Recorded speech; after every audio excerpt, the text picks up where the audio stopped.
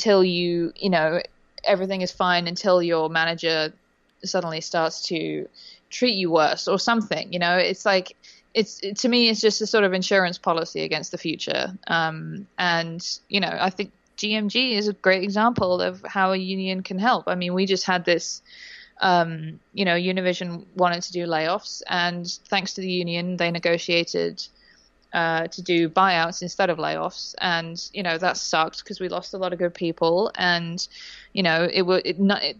we didn't need cuts at all. I mean, it was completely arbitrary, but the fact that we had a union prevented people from losing their jobs, and that's a fact. And people got a very generous buyout package, and it meant that no one had to lose their job involuntarily, and we have that because we have a union. And I just wish you're never going to get 100% agreement from people, but I wish that people had better information, and information from more sources than just their boss. When you have your boss telling you about all the terrible things that are going to happen if you unionize, then I get it. People are going to believe that, and that's true in the UK as well as in the US.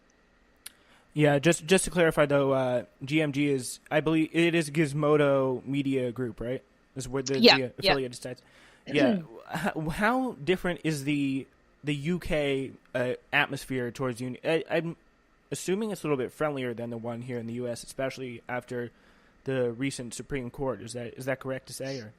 Yeah, it is. I've never actually had a proper job in the UK. I mean, I had some, I had temporary jobs and stuff, but my career started in the US. So I'm only really personally familiar with the US. But there has been a similar pattern in general in the UK of sort of a slow erosion of the labor movement, starting in the 70s and accelerated by Margaret Thatcher and everything. But because the UK is, a little considerably more lefty than the US, there is a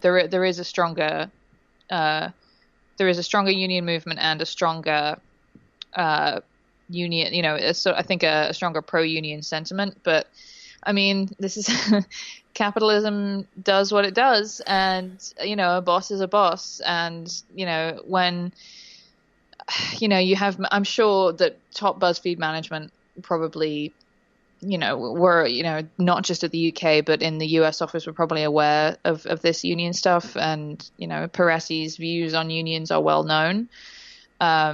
So bosses are pretty much always going to fight unions. It happens here. It happens even when union workers try to, people who work for unions try to unionize. Sometimes they get pushback from their bosses, because that's just that's the logic of capitalism. That's the logic of the system we live in.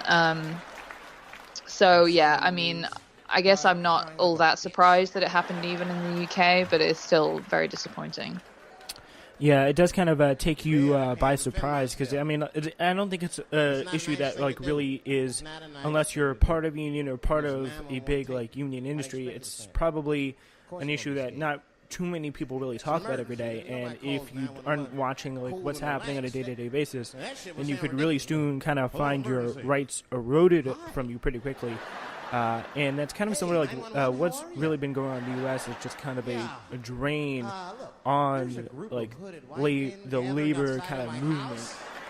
And I mean, I've been hearing a lot about Janice, and I just really want to get the recent Supreme Court ruling, and I just want to get kind of a picture from you, just because I know you've done some pretty recent reporting about labor with the Prop 77 for phasing out tips in DC restaurants. But how bad is it really now in the United States for unions? Yeah, big plans for this planet.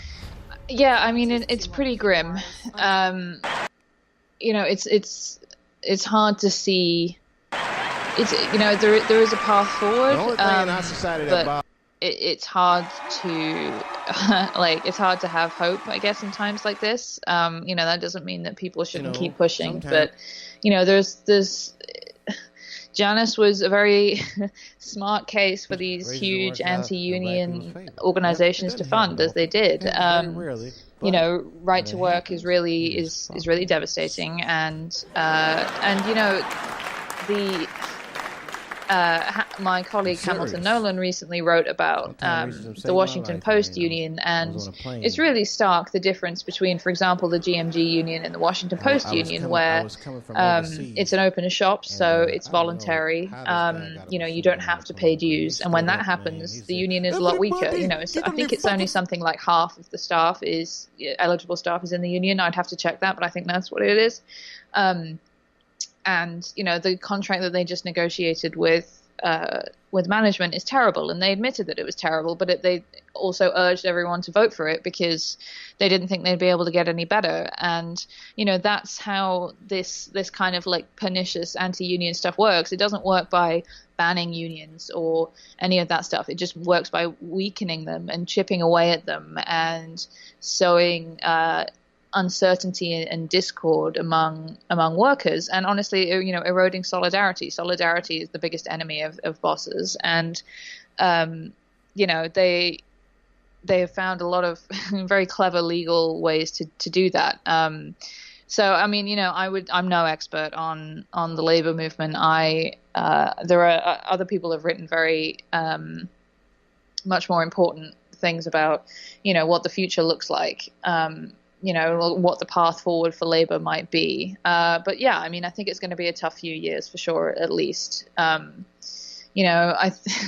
Honestly, as with so many things, so many policy areas these days, it just feels like the number one thing we got to do is fix the Supreme Court, because until we do that, there are just so many things that, it doesn't matter how many victories we have at the state level or the federal level, it's going to go to this terrible conservative Federalist Society picked Supreme Court, and they're going to overthrow it. They're going to overrule it. So, that needs to be a priority for the next Democratic president to do something about that. And I don't know whether that's court packing or something else, but like something's got to be done, because it really is like a terrifying and potentially devastating situation there. Yes, I definitely do. That's definitely kind of an ominous gloom, and this news of the pick of Brett Kavanaugh for the Supreme Court, it's kind of been swept under the rug with the whole Vladimir Putin thing, and this is the focus of the mainstream media. But it was really interesting, though, how Washington Post had some articles about this. About talking about how Brett Kavanaugh was like the best carpool dad or something like that, and they're talking about like the liberal case on the New York Times opinion. Yep. It was a liberal case for Brett Kavanaugh, but what can we There's been some talk: is Brett Kavanaugh a reasonable judge? And I said, I think a few episodes ago here on the show, he's going to he's not really liberal or moderate or anything on any right or issue. So what are the chances here that he gets confirmed with the not so strong, to say the least, leadership we have in the House and the Senate for the Democratic Party? Yeah, I mean, honestly, I do think it is very, very likely, because, unlike when the Republicans blocked Merrick Garland, Democrats don't control the Senate. There isn't a ton they can do. Now, I don't think that means that their message should be, well, there's nothing we can do, guys, so let's just sit this one out. I mean, I think they should be, occupying the Senate floor and screaming and denying a quorum and, leading protests and organizing people to do, direct action and stuff that didn't seem that crazy, 50 years ago or whatever. I feel like the Democrats have bought into this just completely neutered, stultifying idea of what politics is, and politics is standing up and saying, I find this bad, and while I respect my colleagues, this is not what I would do, and that's as strong as they can get in their condemnation, or they'll go on MSNBC or issue a press release or whatever. They need to get a little more creative than that. But yeah, I mean, that doesn't mean that I think that, I don't think activists shouldn't punish Democrats if they don't manage to win this one, but they should punish them if they don't really do anything to try and stop it, or don't show their base that they're not committed to this, because this is going to be life and death for people. like women will die if Roe v. Wade is overturned. And like, if you're a Democrat and you're not doing everything in your power to at least show that you care about that, then like, why are you a Democrat? Why are you there? Like, why not just like quit your job and go work on K Street or Wall Street or whatever and just like get away from here? Because like, you're useless, frankly. Yeah. You just don't do something about that. But yeah, I mean, the response has been like completely predictable from the mainstream media. I mean, like, I feel like they had like 10 of those columns just like ready to go as soon as it was announced, like why he's actually good. Like, I got coffee with him once and he was nice, or, like, I saw him hold the door open for someone or whatever. It's like, it's just completely, I don't know who the audience for that is. Like, genuinely, I do not know who wants to read that kind of thing. It's not Democrats for sure. Yeah, I mean, I don't know if any Democrat really wants to hear that. But the interesting thing was, since for the past 2 weeks, I have been kind of, I don't know if you call it, like going almost undercover at the New York Times. They took us yesterday at this kind of camp for like investigative journalism. It's been ups and downs, definitely, but I can definitely get into that more on a later basis. But the thing was, yesterday night they took us to the New York Times building.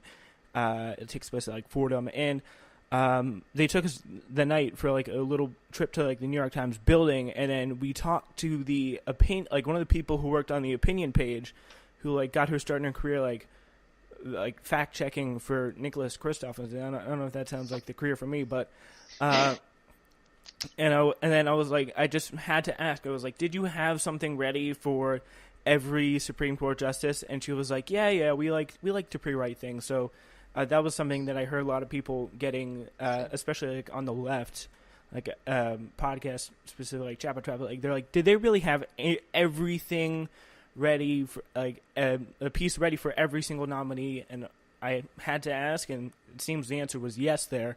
Yeah, interesting. I mean, what I'm interested in is like whether they had the X person is someone liberals should vote for piece ready. Is that what they had ready, or was it just like an opinion piece? Because it is just trolling then. If you are just filling in the blanks with the name, like yeah. Just trying to piss people off, like if you could swap out the names basically and still make the argument regardless of who it was he nominated, then that's just trolling.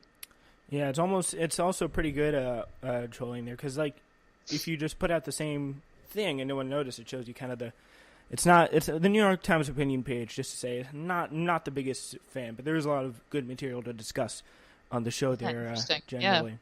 I would definitely be interested to hear more about how that was. Yeah, and then so that was a definitely interesting kind of discussion there. A lot of kind of stories from the past 2 weeks that are interesting. And I think could do a podcast about that. But anyway, Ed, back to that. I think it really does affect all the Supreme Court. It affects all other issues. And what do you say to like people who don't really feel optimistic about the fact that Democrats will do everything to fight it? Because if you just look at the actions of Chuck Schumer and Nancy Pelosi, they're going to be the people.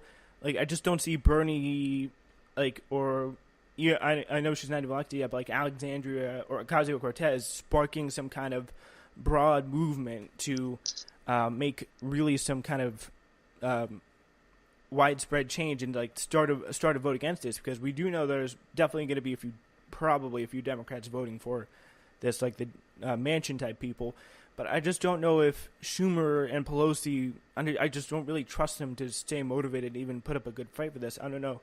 I was curious on where you stood on that front. Yeah, no, I agree. I was talking about this the other day. Like, it is honestly crazy to me if any Democrats vote for this nominee and still get to call themselves Democrats. Like, I feel like there has to be, I do actually understand, arguments that some people make about like why it's useful to have, it's better than nothing to have people like Joe Manchin in the Senate, it's better to have Joe Manchin than a Republican. And, the leftist argument is like, well, he's basically a Republican. So is it, and it's like, he's been there to vote against a couple of things like, the Affordable Care Act repeal and things like that. But I mean, this is really like your one job as a Democrat is to hold the line on this. Like, if we have Democrats who are voting for Donald Trump's Supreme Court nominee because of I don't know what civility, or because he claims that he's going to be a reasonable mind, like some kind of Sorkin-esque like